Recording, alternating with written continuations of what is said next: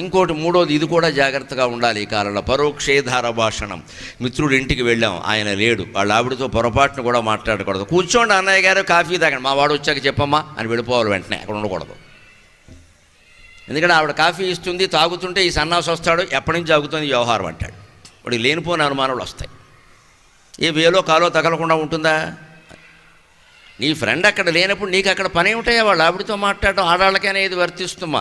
ఆడవాళ్ళ కోసం మీరు ఎవరింటికో వెళ్ళారు, అక్కడ లేనప్పుడు వెంటనే వచ్చేయాలి, వాళ్ళు ఆయనతో కూర్చొని మాట్లాడుకోవడం. మాట్లాడితే ఏమీ చాలా అవుతాయి, ఇక్కడ మాట్లాడద్దు అసలు. అంతే, శాస్త్రం చాలా ఖచ్చితంగా ఉంటుంది. కవిత్వంలాగా అందంగా ఉండదు. శాస్త్రం అంటే కత్తి, కవిత్వం అంటే పుష్పం, చాలా తేడా ఉంటుంది. అందుకే కవిత్వం రూపంలో శాస్త్రం చెబుతున్నాండి.